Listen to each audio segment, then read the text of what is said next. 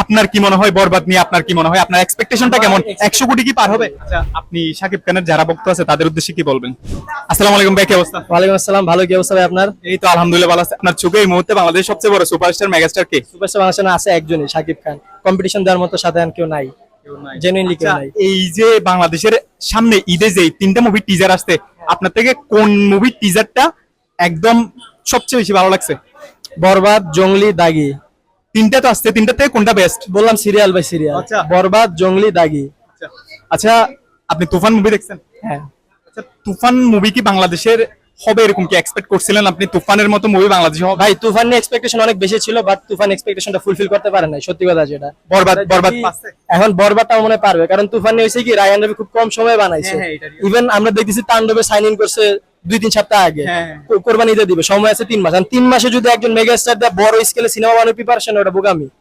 So একটু time নিয়ে, যেমন আমরা যদি পুষ্পা দেখি, হ্যাঁ, পুষ্পার 1 এর পর 2 কতদিন নিছে? অনেক সময় নিছে। 3 বছর সময় 3 নিছে। বছর সময় নিছে। আউটপুট কি 2000 বক্স অফিসে 2000 কোটি চলে গেছে। সো এরকম শাকিব খান যদি একটু টাইম নিয়ে যদি আরেকটু ভালো আউটপুট দেয়, আমার মনে হয় ভালো। বাট তুফান যে খারাপ হয়েছে বিষয়টা এমন না। তোমার খারাপ হয়েছে বাংলাদেশের স্কেল অনুযায়ী খারাপ হয়েছে, বাট এক্সপেকটেশন যেটা দিছিল টিজারে, ওইটা ফুলফিল হয় নাই। আচ্ছা, এই যে বরবাদ মুভি টিজারটা আপনি দেখছেন, আপনার কি মনে হয় বরবাদ নিয়ে, আপনার কি মনে হয়, আপনার এক্সপেকটেশনটা কেমন? 100 কোটি কি পার হবে? বরবাদ 100 কোটি পার হবে এটা বলতে পারি না, কারণ বাংলাদেশের বর্তমান সিচুয়েশন অনুযায়ী 100 কোটির একটা টাফ। হ্যাঁ। বাট বরবাদ ভালো করবে। আর বরবাদে অন্যান্য সিনেমা থেকে একটু ডিফারেন্ট টাচ দিছে বরবাদে যেমন হিরোর ড্রেস আপ নিয়ে কিন্তু আগে সিনেমা এত লার্জ স্কেলে চিন্তা ভাবনা করা হয় না। এইবার শাকিব খানের ড্রেস আপ যদি আমরা দেখি, লুকের পাশাপাশি ড্রেস আপটাও চেঞ্জ দিছে, পুরো ট্রেন্ডি যত ড্রেস আপ আছে ওগুলা নিছে। সো বরবাদ একটু ডিফারেন্ট স্কেলে ডিফারেন্ট ভাবে বানাবে, এটা ফিল করতেছে। একটু টাইম নিয়ে যেহেতু বানাইতেছে, বরবাদটা ভালো হবে।